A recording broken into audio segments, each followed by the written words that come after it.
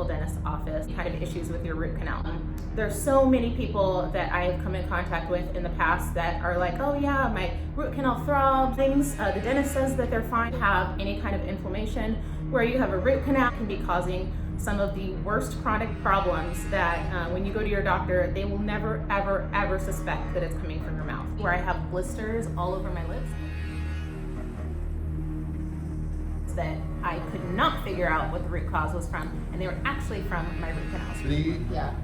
The nature of our diet and what we're absorbing through our gut absolutely matters. Putting a filling in a tooth that already has a hole, in my mind, it's like putting a new roof on a burning house. Now, should I take out my root canal? So once a tooth is root canal and it no longer has a vital blood supply and lymph drainage inside of that tooth, you know, your body's own immune system is going to have to fight that chronic infection. It's like an open highway for bacteria. So if you are interested in best health, I would say yes, remove your root canal safely. Oh, you need a root canal, okay? And so to be completely clear, nobody needs a root canal. And we have to be thinking whole body. Every tooth is connected to your body, so you know, we have to think whole body.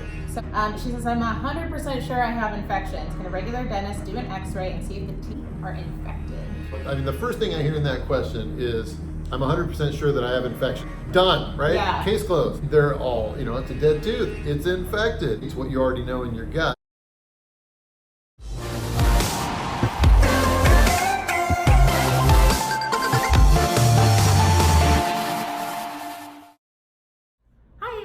And I also go by the Healing Cave Lady. If you're new to my channel, welcome. Today I have a super awesome video that is like beyond highly requested. I wanted to give you a first rundown. So I'm at one of the nation's best, highly rated, most amazing biological dentist office. As you can see behind me, Dr. Blodgett's office. And the reason I'm here today is to do a Q&A with him, but I'm also just here to share my experience pretty quickly because I know there are a lot of people out there that have the same issues that I had with my mouth.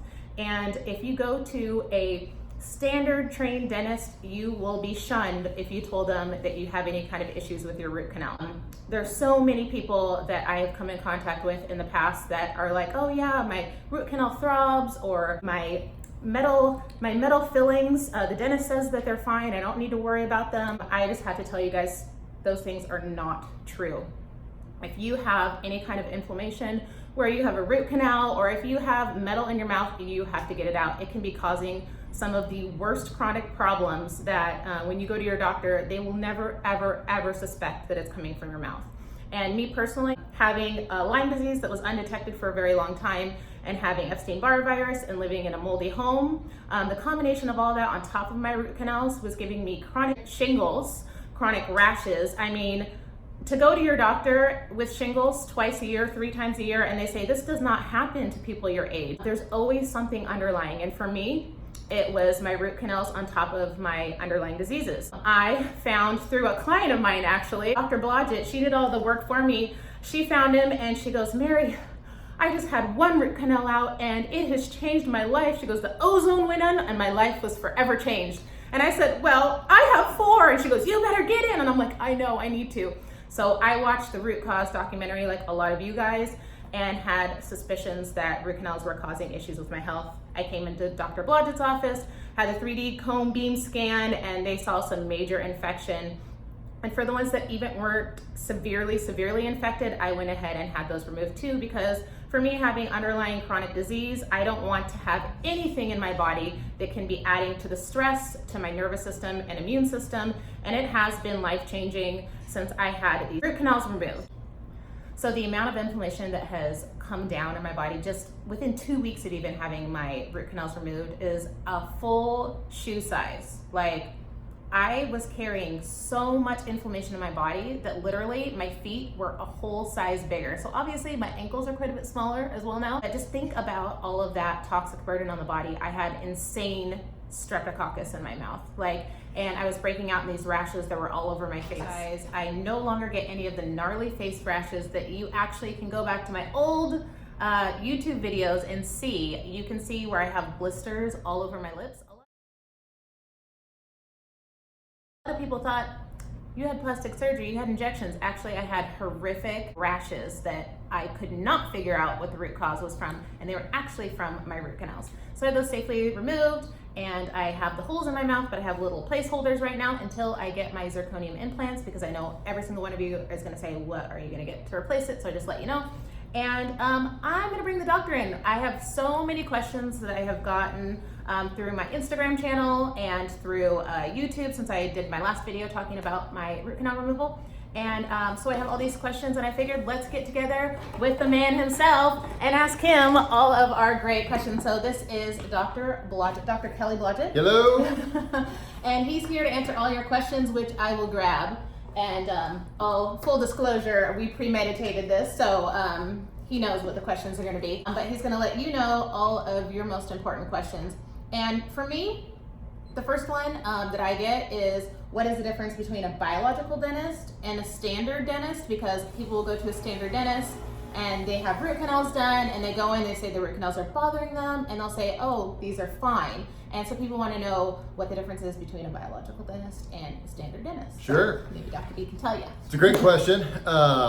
You know, so that everybody understands, all dentists go to the same dental school. There are no specific like holistic dental schools or biologic dental schools. Generally speaking, the dentists like myself who are interested in following holistic principles are really wanting to get to the root cause of like, why, if somebody comes in, for instance, and they say, you know, I've had this root canal and it just doesn't feel right. Yeah. You know, what we hear a lot is that traditional dentists say, oh, it looks fine on the x-ray, you know, like we don't see that there's a problem. And whereas a holistic dentist, generally speaking, is going to listen. Yeah, like a naturopath looking at the root cause. Because if it hurts, or even if it doesn't hurt, and we see that maybe on a 3D cone beam CT scan, we see that something's wrong, even if it doesn't hurt, that's your body telling us there's something wrong inside there. So in general, I would say the biologic and holistic dentists that I know are those who are really interested in lifelong learning, because they want to be able to continually help more and more people actually solve their problems, not just manage symptoms. So I think of myself more as a systems dentist rather than a symptoms dentist. Totally, and they're not just trying to put a filling in every single tooth in your mouth to take your money. They're like, how can we prevent fillings and root canals? And that's what I love so much. The first time I came in, I had the 3D cone scan, and they were looking at the bacteria in my mouth and telling me what I could do to prevent cavities and fillings, and you just don't get that at a standard dentist. They're like, oh, you got a tiny little, let's just get that little portion of the tooth and get that filled and get it taken care of. And instead they might be like, well, we might just treat that with some ozone and watch it and make sure you're changing your food habits and things like that, which is phenomenal, because who wants to spend money and get their teeth drilled when they don't need to be? So the next question I wanted to ask Dr. D is, what is currently wrong with the dental industry, i.e. root canals, amalgams, which amalgams are those silver fillings that contain mercury that most people don't want because they're not pretty, but a lot of times insurance only cover these really nasty fillings. Wrong with that industry as it stands right now? Sure. Well, I think that, you know, when we're considering what's wrong with the dental industry as a whole, we're really asking, you know, along with dentistry, medicine as well, right? And it's all about, how do we treat your symptoms? Right? If you come into a dental practice, traditionally speaking, you know, they take some x-rays, they might poke at some teeth, and it's, you know, the common vernacular is, you need a filling, or you need this, you need a root canal. And it rarely, I mean, maybe a really good, you know, holistic practices, you'll hear this, but generally speaking, nobody's addressing like, how did we get here in the first place? Right? And it's not that challenging to understand, right? Teeth break down due to acidity. The nature of our diet and what we're absorbing through our gut absolutely matters. So if we don't address those issues, putting a filling in a tooth that already has a hole, in my mind, it's like putting a new roof on a burning house. Right? So it's like, you have to put the fire out in order for the house to, you know, get rebuilt, or in this case, for the tooth to remain healthy over time. And we see it over and over. I mean, people come in, they've already had fillings, and guess what? There's more decay around those. It's because they didn't solve the problem of what was driving that decay process. And of course, all the dentists that I've ever had the pleasure of helping me have been like, okay, you have a lot of cavities, so let's give you fluoride and make sure you're not eating sugar. And I don't know how that works in the holistic practice or if fluoride is used. Obviously, sugar's a no-no, but that's not going to solve your problems using fluoride and cutting sugar out. Yeah, well, I think you're touching on an excellent point, which is diet, right? Yep. Nutrition and diet is critical to your entire body's health. Your teeth are just one aspect of your overall health, and teeth and gum health. So if you're eating, chronically eating processed foods, processed sugars, we're gonna see symptoms and manifestations of your body trying to deal with something that's not natural in your teeth, in your pancreas, in your cardiovascular system. You're gonna see it everywhere, right? Yeah. So if we're seeing problems in the teeth, the dentist, generally speaking, is thinking, well, I'm just gonna patch these teeth up. No, it's a sign that something wrong is going on in the body, and we have to have real conversations about how are we treating our bodies and how can we respect it better so that our bodies can heal themselves, which we certainly have the capacity to do. 100%. Yeah. I believe that. Okay, so should all root canals be extracted? Love this question. So we get this all the time. Should I take out my root canal? Should I take out my root canal? So in our practice, I approach things, the whole team approaches this question by asking, what are your health goals, right? So we may have opinions on that, but I'm not here to put off my judgments on anybody else. I want to understand, what are your health goals? And if somebody says, my goal is to live a long and healthy life, then we're going to need to have a conversation about the fact that you've got dead tissue residing in your mouth that's infected. Yeah. Once a tooth is root canaled and it no longer has a vital blood supply and lymph drainage inside of that tooth, your body's own immune system is going to have to fight that chronic infection that soaks in through the dental tubules that are now empty. It's like an open highway for bacteria. So if you are interested in best health, I would say yes. Remove your root canal safely. There's a great way to do it. Great way to help your bone heal itself using your own blood. Yeah. You can actually spin that out. Yeah, you bet. LPRF, it's fantastic stuff, and it's in your own blood. Everybody brings it when they come for their extraction, so that's great. So basically, yes. Yeah, short answer, yes. Get your root canals out, and obviously see a holistic doctor like Dr. Blodgett to do it. Don't just go to your regular dentist that might be like, okay, sure, I'll take your money to pull the tooth out, because they might not have the precautions needed. They might not have LPRF. They might not know what they're doing and create a cavitation in the place where that root canal was, and you don't want to mess around with that. So don't rob Peter to pay Paul. Make sure you are going to somebody that is skilled at removing a root canal. If I may add, it's helpful to think about when you're removing a root canal tooth, it's an infected area, right? And in our practice, we're using multiple technologies, laser technologies, ozone technologies, the LPRF that's in your own blood. We have a licensed phlebotomist on staff.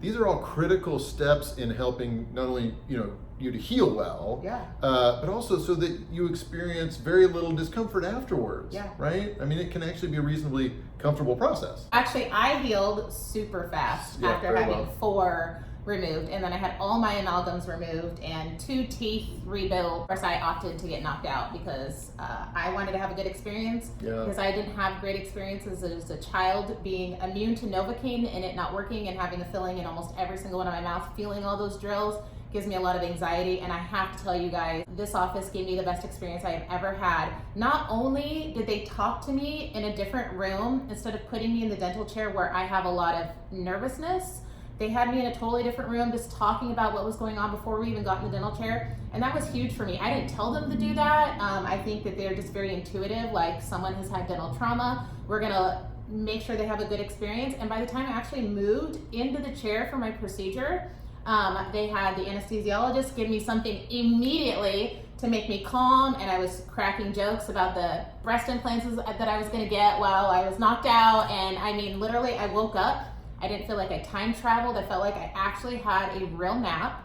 They didn't use any of the gas that usually causes the nausea and all those issues. And I woke up happy and in a little bit of pain. And Dr. B instantly gave me, oh, you feeling any pain? He just numbed it up. And so it literally was the best dental experience I've ever had. And it was the most work I ever had in my life. That's awesome. And I healed very, very quickly. So good job, Mary. You need to come out here. That's all I have to say. I'm like, I won't mess around.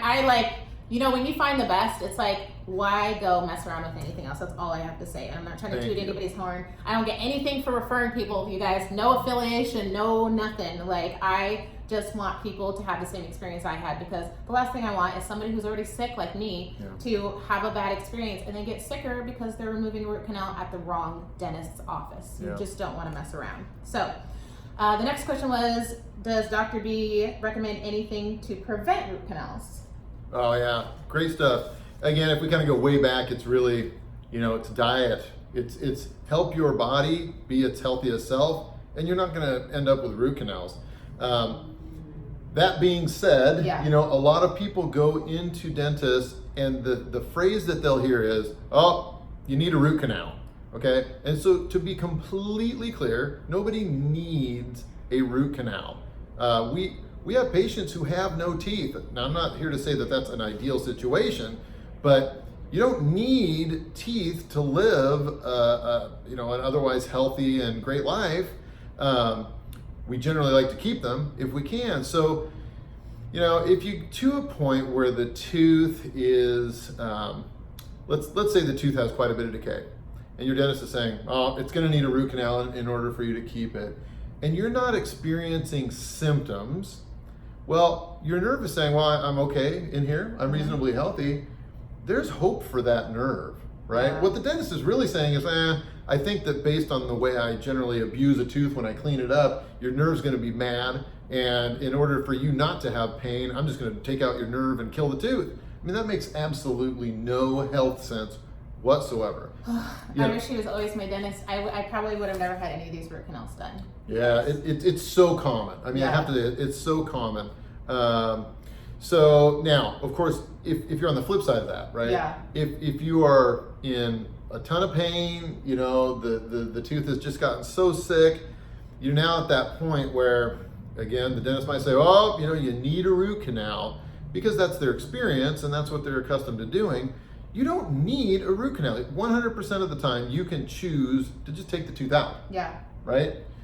Which, frankly, in the long term of your health, is going to be a much healthier option, generally speaking. So, yeah. And I do have to add something, because a lot of dentists don't have the high-tech tools that they have at Dr. Blodgett's office. Like, if you saw all the pictures of how my amalgams were removed, they weren't drilling into that tooth. They weren't taking more of the tooth away, which would damage the tooth and ruin the stability of the tooth. They're able to save teeth that a normal dentist might absolutely massacre. And it's not because, he's better, it's that he's more trained, and his goal is to do that. It's to save the tooth and to lose as little tooth as possible when removing an amalgam. I couldn't believe the pictures when I saw how the amalgams were just basically like melted. I don't know. Well, yeah, I mean, we're safely removing the parts that aren't tooth, and we want to preserve everything that is healthy. I mean, it only makes sense. I couldn't believe it, you guys. Right? Yeah. So definitely making sure you're going to the right kind of dentist will save you in the long. And people are like, I want to find somebody around me, and sometimes that's just not the answer. It's you have to travel, because your teeth, the rest of your life, and you go to one bad dentist, or dentist that might not be trained to really preserve that tooth. I don't want to say bad dentist, but a dentist that might not be trained. And that's the rest of your life you're dealing with, whether you lose that tooth or you get a horrific infection, or I don't know. For me, it's like not worth it.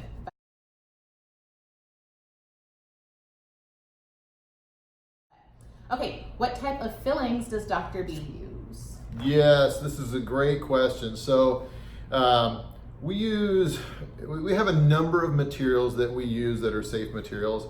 I will share, as of yesterday, I just had I had one mercury filling in my mouth that I had put in when I was 13. I finally got it removed yesterday. So excited. Many thanks to my partner, Dr. Brian Nish. And Jennifer, who helped us through the process, totally comfortable. And in that process, because there were small holes, we used direct composites. You're gonna hear them referred to as resins or composites.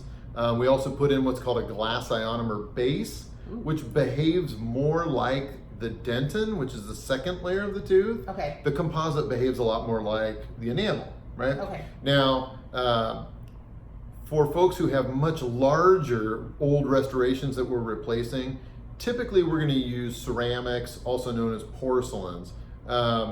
We have a system that allows us to create those within just minutes rather than having to send it to a lab where we have to wait 2 or 3 weeks to get it back. Yeah. So it's a single visit, instant process using CAD/CAM technology. And the beauty about porcelains is they don't shrink. So when we custom fit that piece to the tooth, it's like a custom fitted puzzle piece, and we bond that in. I mean, it's just like having new enamel on your tooth. Yeah. And it's a huge part of how we're able to be so conservative as we're restoring teeth. And I got 2 of those. Yeah. In my visit. So Awesome. I was like, add those in. I'm rich. No, I'm just kidding. Okay, so what insurance does Dr. Blodgett's office take? Yeah, great question. So we get this a lot. It seems to be this is always the tail end question when people send us an email. I've got root canals, mercury fillings, and do you take my insurance? So our practice is what we would call an insurance independent practice. We will bill your insurance for you. Almost all plans will pay a portion. Not all. There are some like Kaiser or Willamette where because of the plan that your employer has purchased, they limit you to only being able to go to a specific office, right? So, I mean, that's maybe just is what it is. But most of our patients who have benefits get to use them with us. We just don't, we don't link ourselves up with them. No preferred provider Yeah. type thing. So it'd be all out of network basically. Correct. And they bill your insurance, and then so you pay whatever the price of the services up front, and then you get reimbursed. And I actually got reimbursed from my insurance within 4 days That's of awesome. coming in. Yep. And obviously not for the whole amount. They gave me the maximum amount they could Right. because I had full reconstructive mouth work done. So they Yeah. gave me the full $2,000 they allotted for me. Yeah. But but they gave that to me. They sent me a check within a few days. So That's great. that was nice to know that they're very efficient in even reporting it, because I have been places where they're like, oh, we haven't even sent that out yet for your reimbursement. So they did a really good job at getting it submitted right away and making sure you got taken care of. I got taken care of. I got my money back. So I got my money back. So that's the insurance. What are the preferred toothpaste for adults and kids and mouthwashes? Okay. We get this a lot. What toothpaste, mouthwash, oral health products should I be using? Clearly, anybody who's been to a health store or even Fred Meyer, Kroger, anything, Yeah. there are so many products out there. So the first thing I would recommend to people is get the Healthy Living app on your phone, your smartphone, from the Environmental Working Group. EWG.org. You got it. Thank you. Yeah. And so you can go in and you can scan different products and find out what's the relative health risk of the products. And then based on their relative, health risk, you can try a few out. I'll share my personal favorite just because, why not? Know. Why not, right? There's a brand called Jason. Sea Fresh. I use their Power White. Power Smile. Power Smile. Thank you. Power I know. Smile mint. I like it. My kids like it. It tastes like minty toothpaste, and it gets a 1, I think, on the EWG Yeah, it's very good. site. So it's safe. It tastes good. We also carry here at the office Revitin, which is a neat concept for a toothpaste. It's more of a probiotic paste. Oh. So if we have patients where we have established that the biofilm, the complex of bacteria that live in their mouth, are somewhat at risk, we're going to get them on some Revitin to help steer, as they're getting their diet in the right direction, The Revitin helps steer that biofilm in a healthier direction. Does that as one well. also have minerals to help like remineralize the teeth, or is it just mainly probiotic? It's more probiotic, Cool. and it's got a really fun orangey mint flavor that's cool. that's really good. Yeah, it's a great dentist in New York that developed that, and it's kind of his labor of love. But it's a good product, and our patients have been liking it. In terms of mouthwashes, personally, I would tell you, if you're using Listerine, Scope, for crying out loud, the Crest, whatever they've got out there, the stuff is toxic, right? Don't put that in your mouth. If you wouldn't swallow it, don't put it in your mouth and rinse with it. We often will recommend to patients a rinse called SOS, super oxidized saline. Oh, okay. Which is a strong oxidizer. Here in the office, we'll actually use ozonated water frequently, but it breaks down quickly, at home. So, but anyway, the SOS rinse, very shelf stable. So a lot of our patients are using that now and really liking it. So it's not that you're looking for a toothpaste that is going to do anything special. It's more of like getting the most non-toxic version of toothpaste just to make sure you have good oral health, or getting something that's probiotic. And if you follow me, I always take powdered probiotics before you go to bed at night. So you're getting good bacteria, not only for your teeth, but not only for oral health, but just to make sure you're combating anything you're coming in contact with during the day. So it's just a good extra immune booster, but it's good that they also do have a toothpaste, so you're like actually brushing your teeth with good bugs, fighting the bad bugs. The next question is how to keep a healthy mouth and practice prevention, and what to do if you don't, or what to tell your dentist if you don't have a biological dentist. Like if I take my kids to a regular dentist, I call to make sure they're not using a fluoride toothpaste, or ask if I can bring my own toothpaste in, and Dr. B might also have some good suggestions as well. Sure.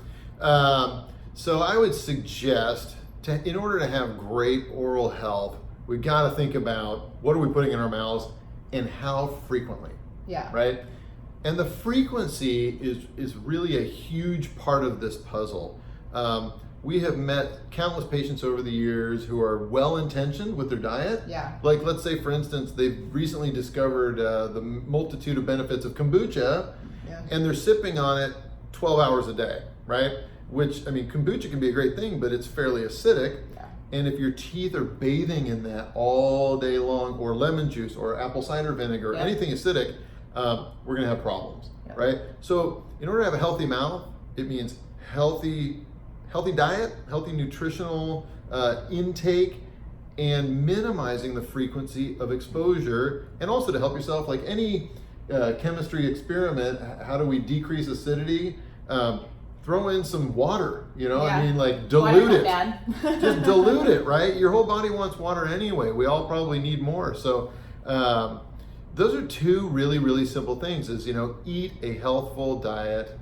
And drink lots of water and minimize your exposure. Don't be grazing on things that are going to be sticky either. Obviously it's good to not put the bad stuff in your body, but if you are, don't be eating dried fruit all day long and snacking on it.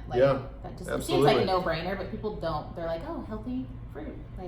Your mouth doesn't know the difference between the sticky, sugary fruit and a Snickers bar, right? It's all sugar that breaks down and forms acid. So, what is an alternative to root canals and crowns? I think we talked about an alternative to root canals, but root canals and crowns in general. Sure. So a lot of times, and I've met folks, in the past who say, hey, my dentist says I need a crown and a root canal, and I would ask them, so what, why did they share with you that you needed the root canal? Has your tooth been painful? Has it felt cracked? Is it, whatever? And then now they just say, well, I'm getting a crown, so therefore they're going to do the root canal. That makes no health sense.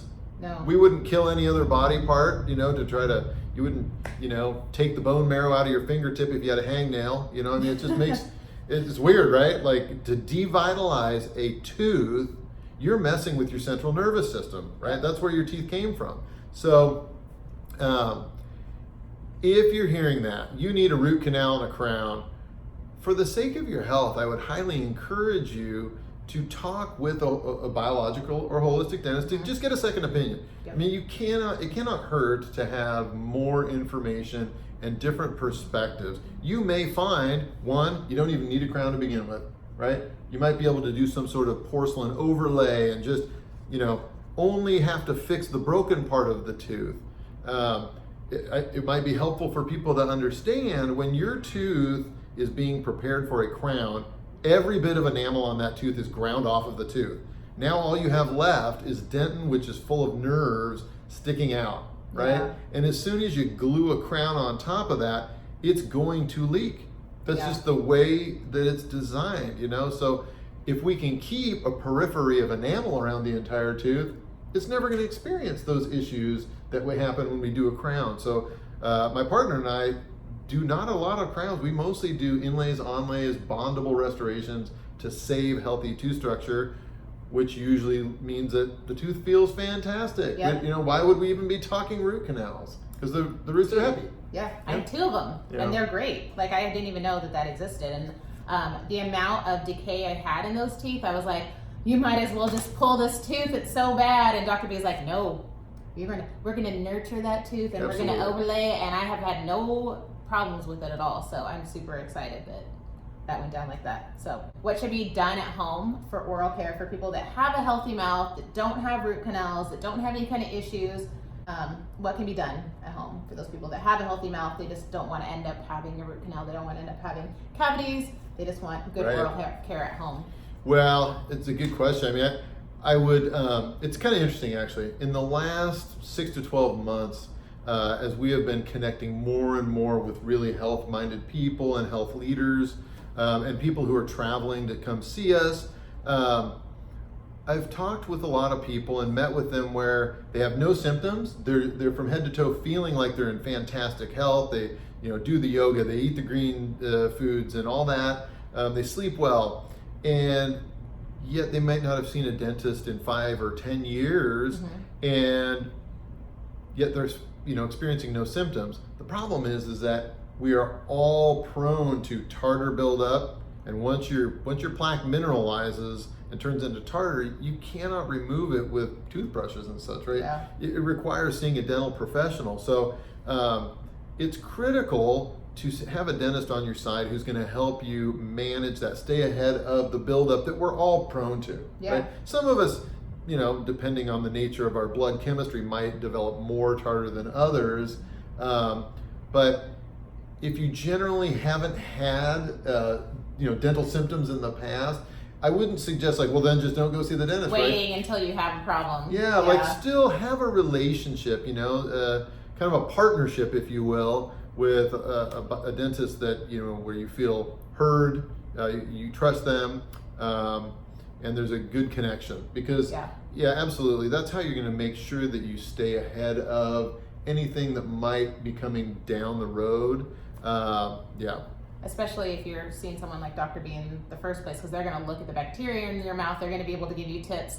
And I mean, even Dr. Jess was in here recently and thought she had great oral care, and she found out that she had something going on that needed to be addressed that could be a huge deal in the future. So it's good to be preventative and nip those things in the butt, especially if you're like me and in your 30s or approaching 40, and you're just like, oh, I just want to stay away from the dentist. It's so chemical. It's all this and that. It's like sometimes you just gotta make sure you go and get proper oral care and nip those things in the bud and make sure you're ahead of the game. So what do you do if you know you have something wrong in your mouth and you don't have access to a biological dentist? And I would assume lifestyle changes and things like that, but it really depends on probably the extent of that damage. Sure. But I'll let Dr. B answer that. Yeah, I would suggest, what to do if, let's say you're experiencing symptoms of tooth pain and you don't have a biological dentist that is close to you or it's easy to get there.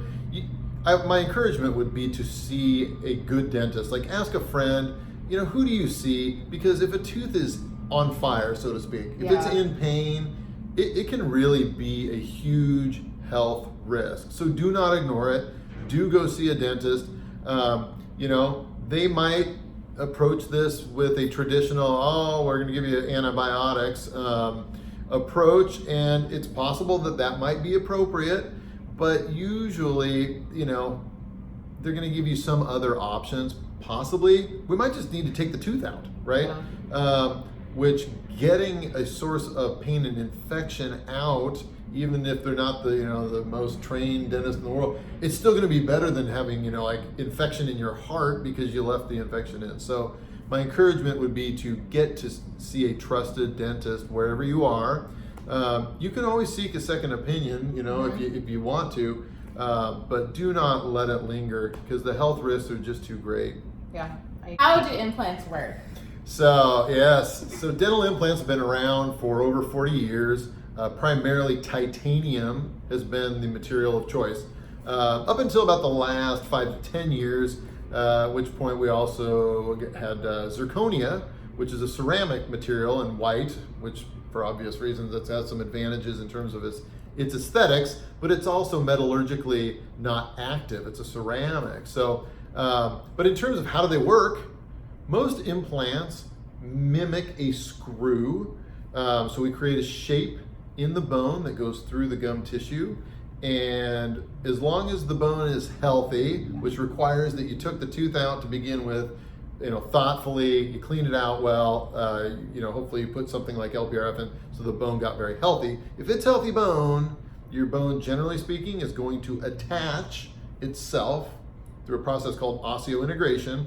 The bone literally attaches to either the zirconia or the titanium, and that part mimics the root of the tooth, right? So that's step one. We then have to allow time for that to all link together, and that, depending on the implant, may be somewhere between 3 to 6 months, right? Typically speaking, zirconia implants we let heal a little longer because of the nature of how the bone attaches itself to zirconia. So that's step one, get your implant. Step two would be placing into the implant a part that we call the abutment, right? And it looks kind of like a tooth that's been ground down for a crown, right? Once you glue or screw the abutment in there. And then the third part would be we make a crown for that implant and abutment system, and that gets glued to the implant system. And now you have a brand new tooth. And most implant systems these days, you wouldn't know that a person didn't have their actual tooth in there. So we're seeing the trend, at least in our practice, move way more towards zirconia, just because of the metallurgical issues that we have with titanium. Now, if a person has no other metals in their mouth, and they're metallurgically they're not that sensitive to other metals, it might work out just fine for them to have titanium. But if we have other metals in the mouth, it just makes common sense to have fewer metal ions being released. Yeah. So zirconia can be a really great, safe way to go. And it's white, right? So that kind of helps. Great. Looks like a tooth. Yeah, it looks like a tooth. Yeah.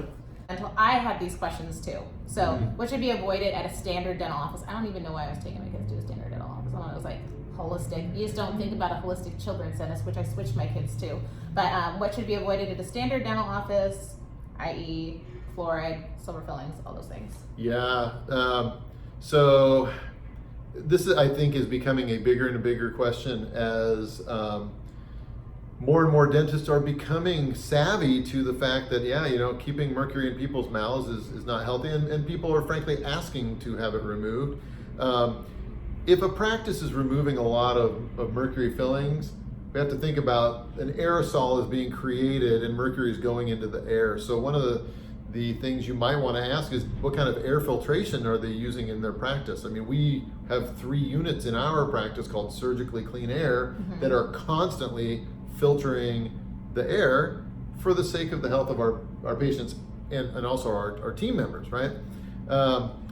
I would suggest if a dental practice is still placing mercury amalgam fillings, you probably want to choose a different dentist. If they're banging the drum that mercury is absolutely safe once it's in your tooth, we believe it's not safe before you put it in the tooth, and it's not safe once you take it out of the tooth, but it's fine when it's in your tooth. That just makes zero sense at all. Find a different dentist, right? Yeah. Find somebody who resonates with your value system. I would also encourage you to ask what their stance is on fluoride. My appreciation and understanding of the consequences of being exposed to fluoride have changed since I got out of dental school, right? I mean, I was fed all the common dogma that, it's gonna make your teeth so much stronger and more acid resistant. And there is some truth to the acid resistance when you attach fluoride to a tooth. But we also have all this mucosa in our mouth that's absorbing everything we put in there. So nobody's addressing, hey, what happens when I absorb fluoride and it goes through my bloodstream and gets into my brain, right? There are neurological consequences, right? Yeah. Same thing with the mercury. Sterilization and, you know, all kinds of fun stuff. Totally. Yeah. So I would ask those sorts of questions. You might think of your own based on your own value system. And ultimately, it kind of brings me to this point.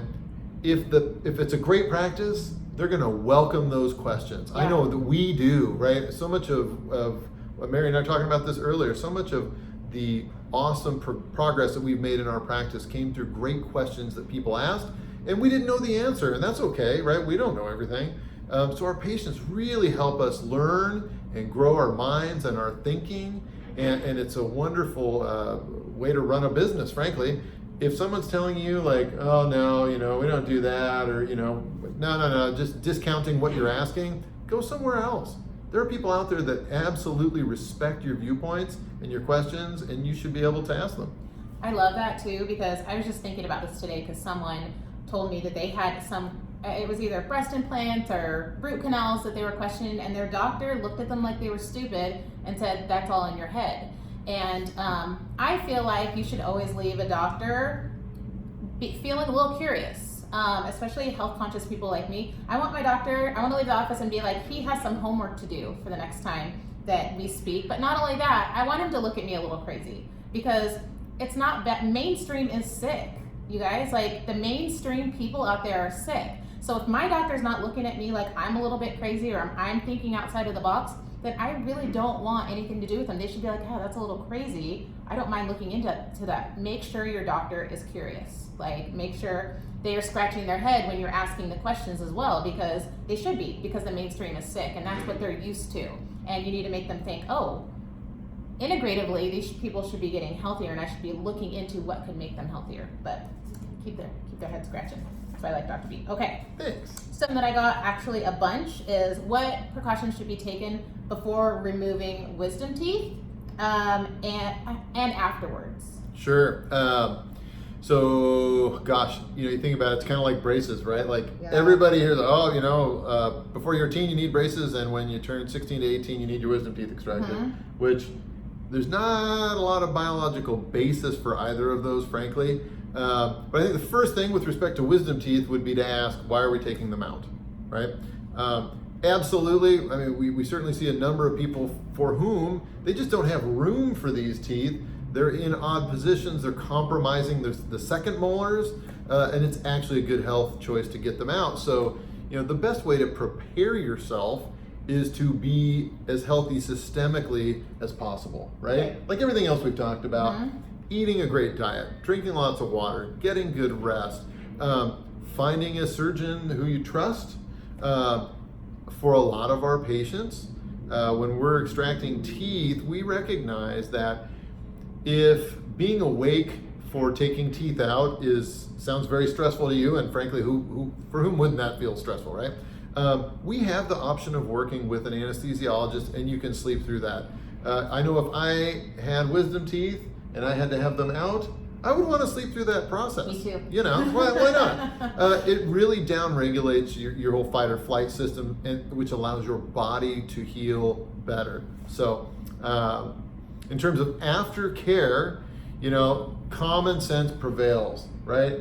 Soft foods and liquid diet, right? You just had teeth taken out of your jawbone, and that all has to heal. One of the biggest problems we're seeing now in our practice is the issue of oral cavitations. You know, I mean, the things that I've pulled out of people's jawbones where they didn't heal properly after having their wisdom teeth out is unbelievable. I mean, we've sent this stuff out for DNA analysis, and we're finding all sorts of bacteria, viruses, fungi in their jawbone, you know, that's been in there sometimes for decades. So, you know, you can do yourself a favor by following the post-surgical recommendations, which generally is, you know, very, very soft foods, liquids. Take rest, take time to rest. You know, you've had bone surgery, which takes weeks for your bone to recover, even though the gums look like, you know, they've healed over within a couple weeks. all that bone takes a while to rejuvenate itself. Yeah, that and going to a holistic dentist to have it done, because if a holistic dentist has the LPRF and they have like basically those holes are filled up, so you're less likely to get something trapped in there in the first place. Not only that, the bone is going to heal correctly and you're not going to have them close up over top. Avoid those cavitations in the first place, because when you have bacteria trapped underneath the skin, what you're creating, if you go on antibiotics for it, is antibiotic resistant bacteria that gets trapped under there. And that is something you guys do not want to mess around with. And there's no herbal, there's nothing that you can do or take when you have an infection that's trapped, and throwing antibiotics at it over and over again is just going to trap in the bacteria that like to live through that. So it's not something I'd mess around with. If my kids were having their wisdom teeth pulled, I would bring them here. If I had to fly them somewhere, I would fly them somewhere. If I had to sell a kidney to do it, I would do it, just because I know what happens down the road and how many people are having cavitation surgeries. Like, that doesn't sound like fun. I'd rather prevent it and not deal with the illness that could be avoided down the road.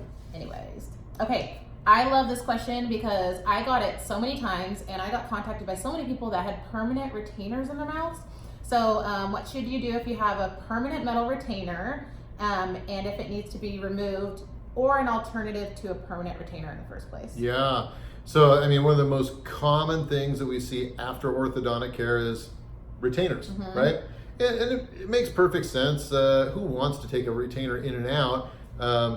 I can see where people would get the idea of, let's just bond a metal bar around the tongue side of your lower front teeth.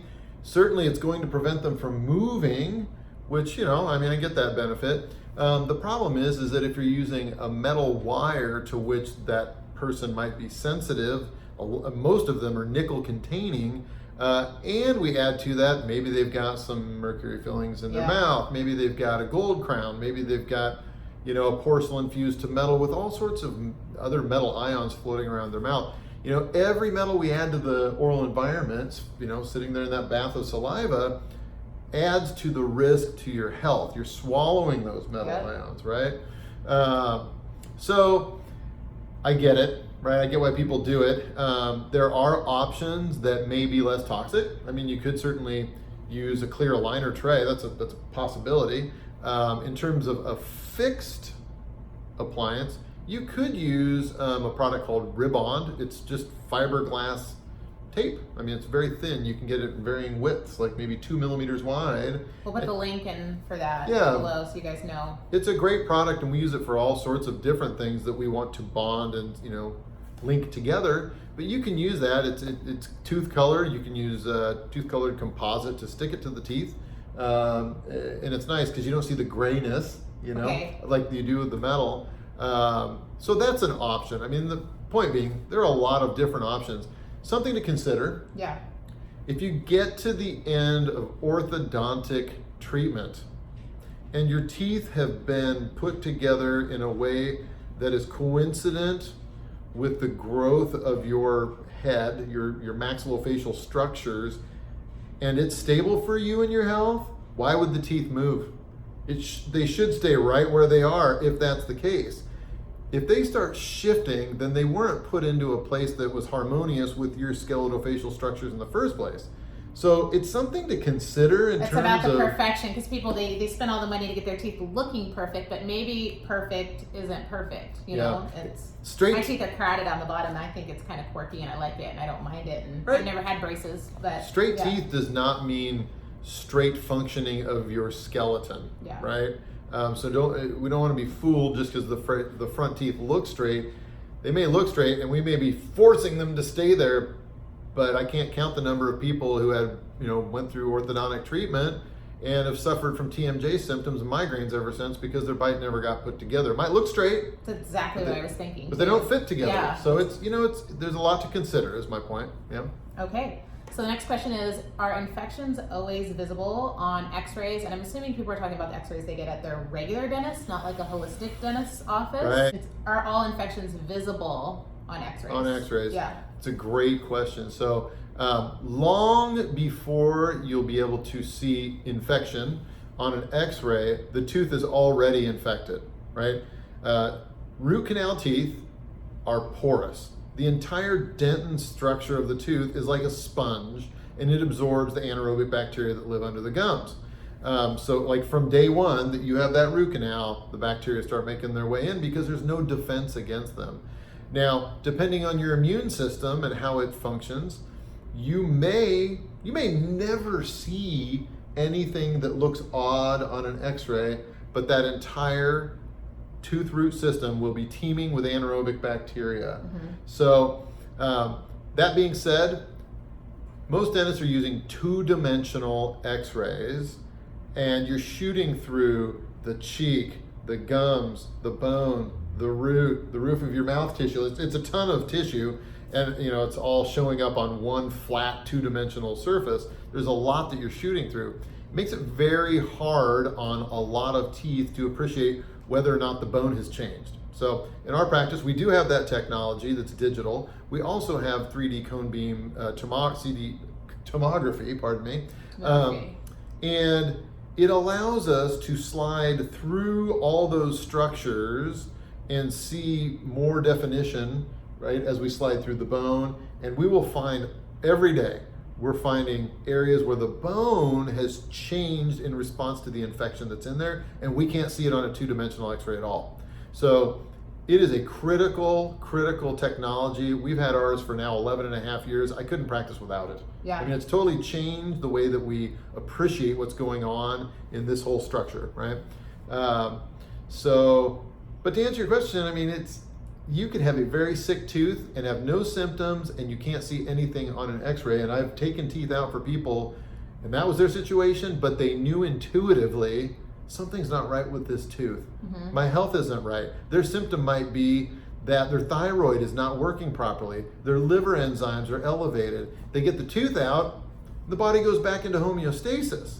So, the symptoms can definitely be occurring elsewhere, and we have to be thinking whole body. Every tooth is connected to your body, so we have to think whole body. So I get that question a lot, and most of the people that ask me, they say, I know something is wrong with your tooth. If you know something is wrong with your tooth, you don't need anybody to verify that for you. You're going to be the most in tune with your body, and for some reason people need validation to do something what they would be considered extreme. I personally don't need that anymore because I've learned over the years of just having Lyme and mold and all kinds of things.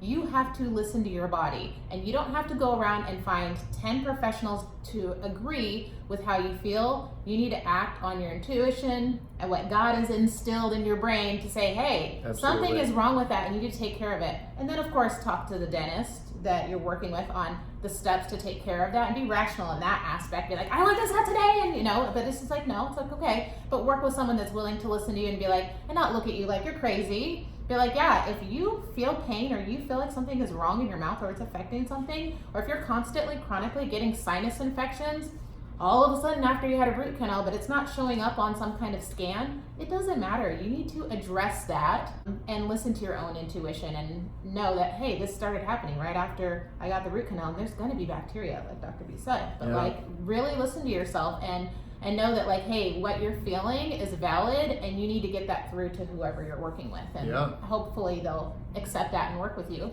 So, I'm your client. You need to listen to me. I want your input as a professional, but I want to let you know, this is how I feel. But okay, so do all root canals eventually get infected? Short answer, yes. Yeah. Every tooth is porous. You take away the blood supply and the lymph drainage system, it's going to soak up the bacteria in the mouth. Now, again, whether it's symptomatic or not, that's going to vary from person to person. But will it be infected? Yes, 100% of the time. And that might not mean it infects your whole entire body. You're going to have to your body's going to be reacting to that infection. Our bodies are brilliant. They're going to say, if there's an infection, I'm going to address it. But if it's so busy addressing that infection all the time, then you're going to have the rest of your body suffering, your immune system, your nervous system, whatever is going to be suffering to an extent. So then, you get sick, you get a cold, you get a flu, and then all of a sudden it's like you feel like you got hit over the head with a sledgehammer because it's just extra, it's just little things. So it's just you want to be cognizant that there's going to be some type of infection in that tooth, like you said, almost immediately. Yeah. So, Yep. So the next question is a very personal one from somebody, so I'm answering this, and it's kind of what we just talked about, but it says, one of my root canals is bothering me, but 2 different doctors took x-rays and they both said that they were not infected, but I feel like something is wrong. Yeah. got to listen to your gut. You know, if your body says this isn't right, then it is not right. I might share a patient story if I may. Yeah. When I first embarked into more of this like open-minded, holistic approach to care, part of my growth process was when a patient called our practice and my front office person answered the phone and she said, you know, I know this may come as a strange question, but will your dentist extract my 2 root canal teeth? And of course, my front office person said, well, are they hurting? You know, she said, no, I just know that they're not right, and I want them out of my head. And my dentist that I've been seeing says he thinks they're fine. I saw an endodontist; he says they look fine to him, and nobody's going to take them out. And so, thankfully, my front office person suggested that she come in and that we meet with her and you know, of course, do an assessment. And at the end of that, you know, she knew in her gut that something was absolutely wrong with these 2 dead teeth. Mm-hmm. So I agreed to take them out safely for her. And we did. And within 2 weeks, because we usually see people back at 2 weeks to check on their healing, I asked her, you know, how are you feeling now? And all of her health indicators had improved. But the best thing that she said, you know, taking these teeth out has been the best thing ever. It's driving my husband crazy because I have so much energy now, and I've been feeling so bad for so long. It's like he's married to somebody new, right? Yeah. There's so much energy that she had, and you know that was over 5 years ago, and I'll never forget that experience. I mean, it was the pioneer, the root canal pioneer. Like, get these out of my mouth. Absolutely. Something's wrong. It opened a door for us in terms of how we need to listen to people, right? If you're experiencing something and you know it's true for you, it is true for you. Yep. And our job is to respect that and honor that. Yes, absolutely talk about the other options, of course, but if you know in your gut that's where you want to go, you want to take out those dead teeth, it is your health right to do so, right? So if your dentist is disrespecting that, there are dentists out there who will help you. And you know, we would happily do that for you. We can also provide you know, some names depending on where you are in the country. So yeah, there are people out there who care enough to listen to you. And the cool thing is to, I mean, I wouldn't say the cool thing, but it's important to know, like, a lot of people don't know what it feels like to feel healthy, yeah. And they're always tired and they're never getting good rest. So when they say, I don't have any symptoms for my root canal, but I suspect it might be infected, like, you might be having symptoms, it just might not be the tooth is hurting, you know? Out of all 4 of my root canals, only one of them bothered me, and the one that was bothering me was actually the newest one, and it was up top, and it was bothering me in a sinus way. And so if I got a cold, I never got a sinus infection, but if I got a cold, it would just, my whole mouth would hurt so bad, and I'm like, I think this root canal failed, when really, the one directly underneath it had an amalgam buried in it. It was completely infected, disgusting. It was my oldest root canal, and it probably is the one that caused the infection above as well. But yeah, sometimes I had no pain in any of my other root canals, and they were all infected. So. Yeah. Definitely. Another Instagram person, I have a perfect dental history, no root canals, no braces, no wisdom teeth, or the wisdom teeth grew in perfectly. They had not been removed. She just had a 3D x-ray and it said she had 4 cavitations. Is it possible if I've never had work done in my mouth to have these cavitations? Yeah, this is a really unique, kind of a unicorn of a question, if you might say that. You know, by definition, as far as I understand it, an oral cavitation is something that forms as a result of a tooth coming out and the bone not healing properly. So either trapping food stuff or bacteria or fungi, you know, and then the soft tissue closing over that and trapping it inside. So if it were a person who'd never had any dental care in the past, they still have their wisdom teeth, it might be something else, right? Like some other type of infection. I mean, it's possible it could be a cyst. It's possible it could be an issue with the bone. You know, they probably want to work with an oral pathologist and surgeon who are familiar with those more outside the box things. Yeah, get a second opinion. Yeah, absolutely. Because, you know, I mean, there are oral pathology specialists who can analyze unique x-ray situations as well as biopsies. I mean, that's totally their training. And boy, when you need those folks, you want to have a good one in your back pocket. We have some here at Oregon Health Sciences University. So yeah, definitely time to share the risk and get some help with that. I would suggest. Yeah, I have some gum line cavities. I don't, but I have some gum line cavities, and they're fairly large and need to get dealt with. What do I do? What do I need to know before I go to the dentist? And I'm assuming she needs a standard dentist. Sure. Yeah. So, and these are common issues, right? Tooth decay along the root of a tooth, particularly when somebody's maybe they've had some gum recession. And it's not just enamel that's exposed, but now you've got part of that dentin, which is mostly collagen, so it's not very acid resistant. When those areas break down, we've got problems. Okay, and it's not that it's not the problem is we need to get it filling in as fast as possible. We got to talk about the diet first. What on earth is going on? How did you end up with recession and root exposure in the first place? Let's understand that. Let's understand why is there enough acidity to break your roots down. I mean, we want to understand that, because no matter what we patch that root with, if we don't solve those first two problems, it's going to continue and you're going to lose the teeth. So what I would advise is that if you have erosion / decay along the roots, it's helpful to have the least invasive approach first of all. This may be an appropriate time to use some materials that behave more like dentin, because that's what your root is made up of. Glass ionomers, resin reinforced glass ionomers. They are materials that, rather than having a physical linkage to your tooth, they have more of a chemical adherence to the tooth, and it tends to decrease sensitivity, things like that. In our practice, treating those roots with some ozone gas is going to be critical. Right? I mean, you have to have a clean area to bond your filling to, so that it sticks well. But for a lot of these root fillings, if you take all the decay away, you're going to be right into the middle of the nerve, and now the tooth's got to either come out or do a root canal. And I mean, who wants a root canal, right? So there are ways to treat affected dentin, right? It might be infected or affected, it's lost mineral. There are ways to leave some of it behind, treat it with some ozone gas for the sake of keeping the tooth, and then cover it with one, like I say, either the resin reinforced glass ionomers, those sorts of products that are going to be more soothing to the nerve. Right. Perfect. And also so you guys know, we will have this all typed up in the description box below. So if you don't remember everything, you can cut and paste the stuff and send it to your dentist if you need to, all of his suggestions, or you can just come out here. But I just want to let you guys know that'll all be down below. So use the description box. Don't ask a bunch of questions in the comment box without actually expanding and looking and saying, oh, she has every single question down there. And it will also probably be on Dr. Blodgett's website as well. Absolutely. So you'll have like some dual resource there. So from one of the girls, one of the nurses in Dr. Jess's office, actually.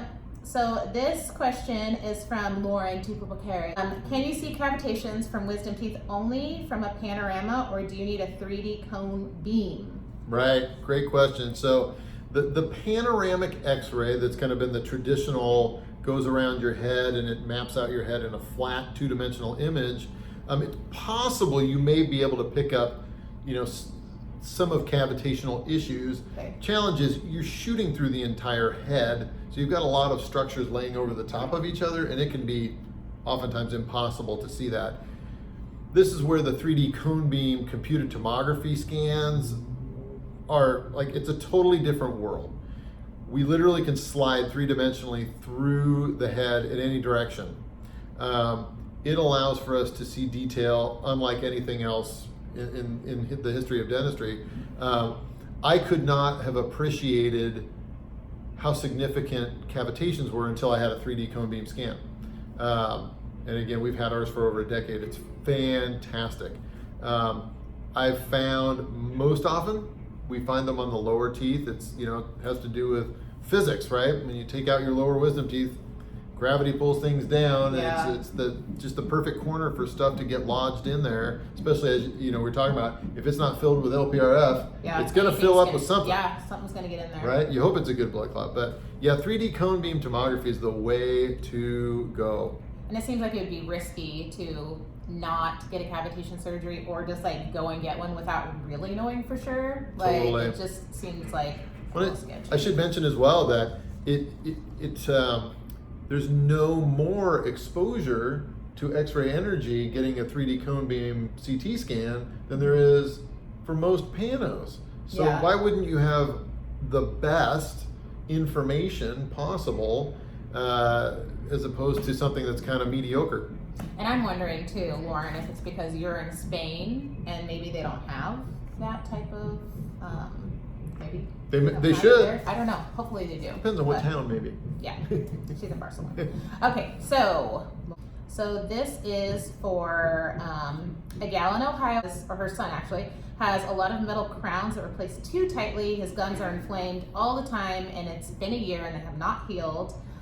She uses biocidin spray, My Magic, My Toothpaste. The teeth are totally still inflamed. It said he's horrible at waking up from anesthesia. She wondered if it was worth it to knock him out and get the metal crowns removed or not.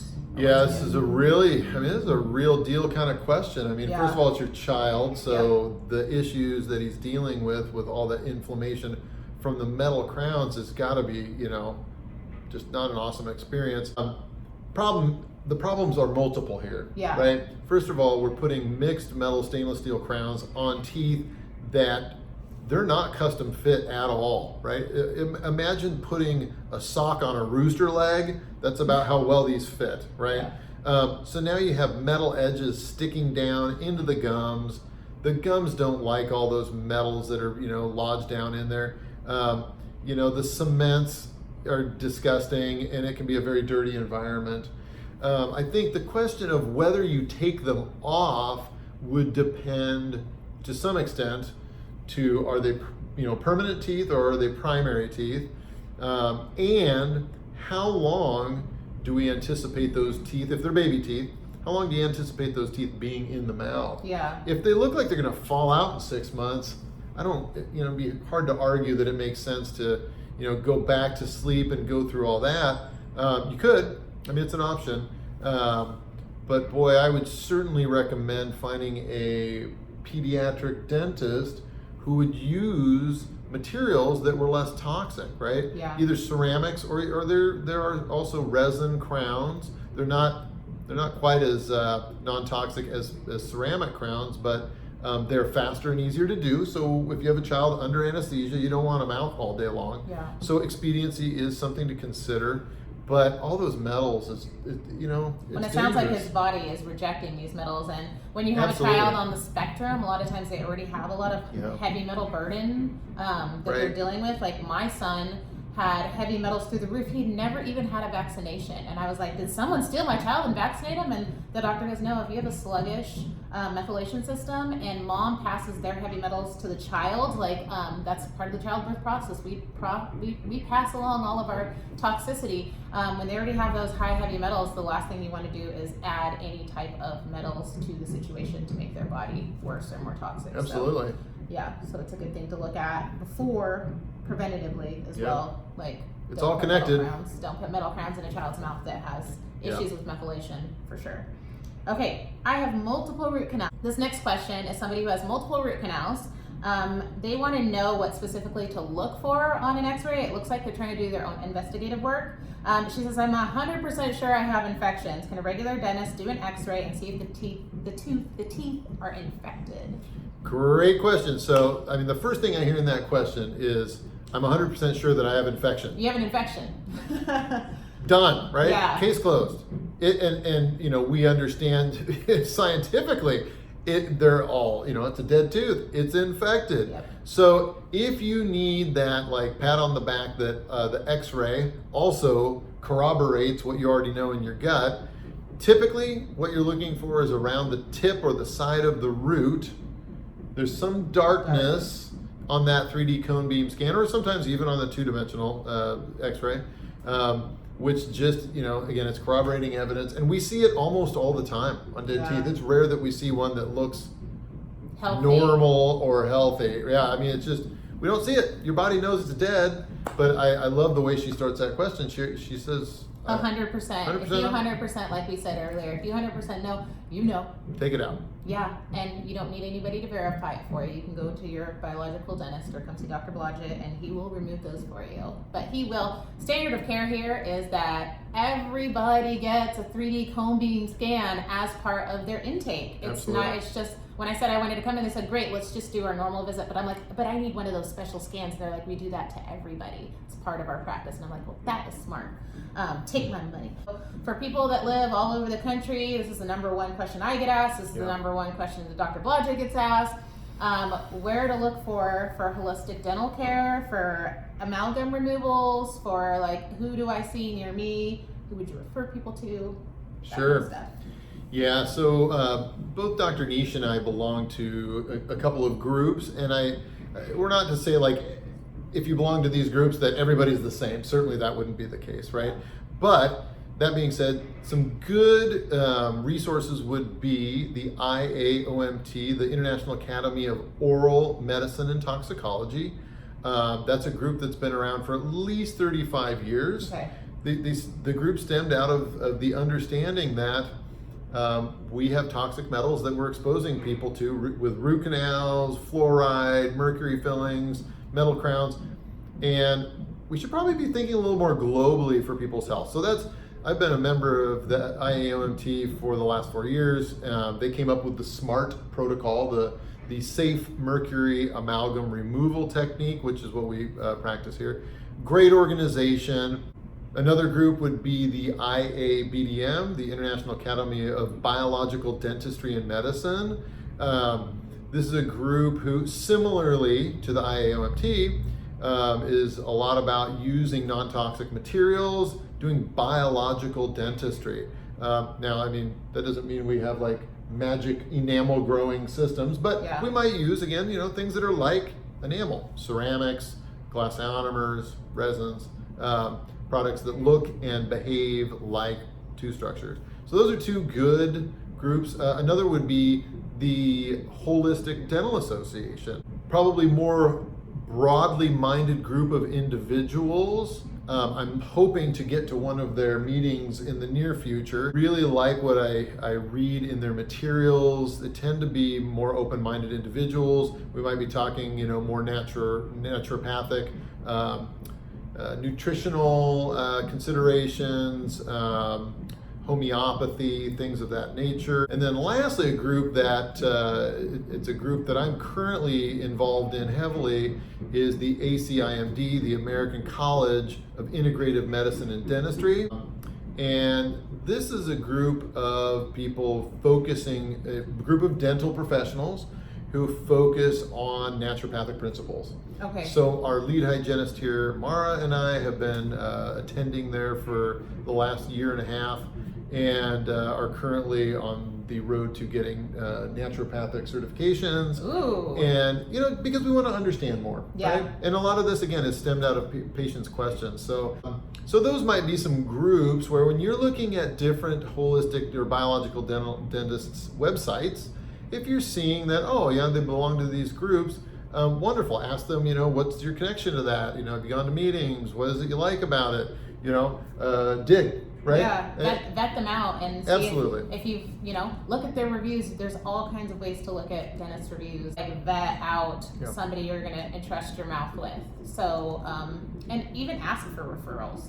There's nothing wrong with really spending the time and the effort to make sure that I found Dr. Blodgett through a referral, So, and then I found out that he was Dr. Jess's dentist as well. I was like, what? Oh my gosh, this is so funny. And I just it's a small world. It is a small world. But definitely vet them out and make sure that they know their stuff and they are actually actively involved in the groups and they do use the safe and all of the things Dr. Blodgett talked about earlier. Ask if they have ozone, ask if they do LPRF, depending on what kind of treatment that you're planning on getting. You're having root canals removed. Okay, do you have X, Y, and Z? Make sure they have the LPRF, make sure they have the systems, the air filtration systems if you're having amalgams taken out, and they use the safe system. So just, cross your T's, yes, your I's. You got it. All that. Absolutely. It's your mouth. It's very important. It's the start of your gut, Your gut goes from your mouth to your butt. So it's like anything that's in there is going to cause issues for the whole entire body if you don't treat it right. A little bit of a reiteration, but it's for those who can't come to Oregon, networks for safe amalgam removal, or friends in other states that you would refer them to. Yeah, so I mean, thankfully over the years I've been blessed to meet so many different dentists across the country and some internationally. You know, I don't know every dentist in America, but I do. Yeah, but I do know dentists in different areas around the country, and we have been able to make a lot of great referrals. With respect to safe mercury removal, which I think is what the question was asking, Yeah. I would recommend going to www.thesmartchoice.com. The safe choice. Oh, I'm sorry. Unless this is wrong. I mistyped it right there. My bad. No worries. Yeah, I'm human too. You know, I believe it is www.thesmartchoice.com. Okay. SMART standing for Safe Mercury Amalgam Removal Technique. The dentists that would be listed on that website would be those who have taken the time to become certified in the SMART process and have invested in the technologies to allow them to do the SMART procedure in terms of taking out mercury fillings. Which is pretty dang important if you Yeah. don't want all your hair to fall out and to lose your liver. And When you think about, infections. you know, our patients come in and, you know, we don't want them to be exposed. Mhm. Think about my team members and myself, right? I mean, we'll do thousands of these in a year. We don't want to be exposed. So, Yeah. you know, it's an evolving process, but it's so nice now to have a standardized list of boxes you can check. Yep, we did this, you know, and reduce your risk. Yep. You know?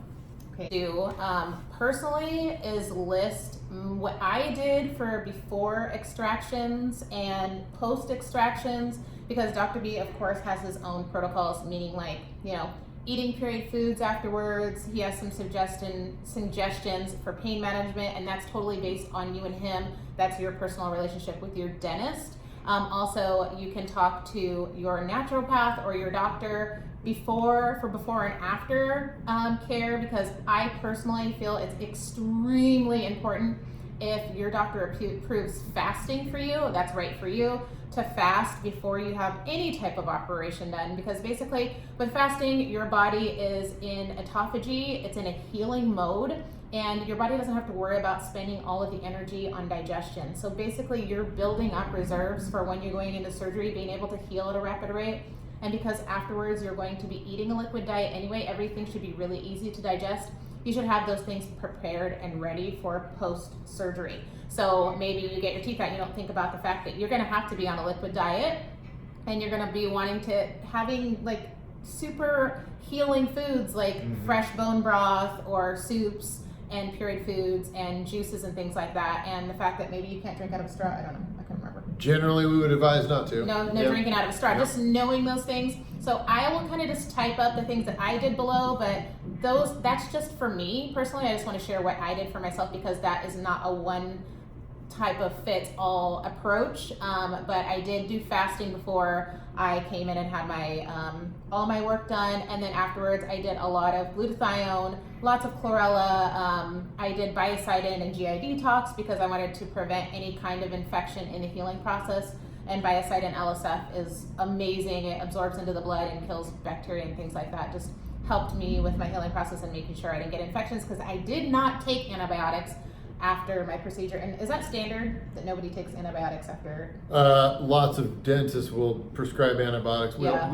We almost never do. They almost never use antibiotics, and who wants to wipe out their whole entire gut flora just to have some dental work done? Even though it's serious dental work, they take all the precautions with everything they do in the office to make sure that you're not going to have to worry about bacteria, especially with ozone and the LPRF and everything like that. So I highly suggest making sure you go to somebody like Dr. Blodgett that does that if you can't get out to see him, but I would try to get out to see him personally. Honestly, that's what I would do. I would be like Dr. Jess and get on a plane Yeah. and go see Dr. Blodgett. So thank you so much for answering Absolutely. this novel of questions for all the people that are interested out there, so they can have good information and good answers, and that they don't have to scour and be emailing and calling your office and harassing you. No, I don't mind being harassed, but I love to have a go-to video for everybody. Like I said, all of these notes and all the answers to all these questions will be in the description box below. Dr. Blodgett will also be putting them on his website. You might have a great Q&A section on his website so that you feel very equipped in making your decision for your oral care. So thanks so much for watching, and have a wonderful day. Thank you. Bye. Bye.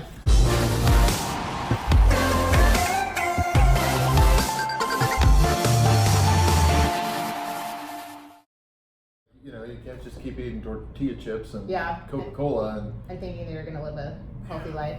Yeah, The problem so with that too is that by the time you hit 35, it all comes tumbling down. And you can be like totally healthy, and then they're like, oh, I'm struggling to lose weight, and that's always like their motivation. It's like weight, and then all of a sudden, oh, I have Hashimoto's and like pre-cancer cells and like all kinds of crazy stuff. And I'm like, that's when you have to like stop at 30 and start looking at everything.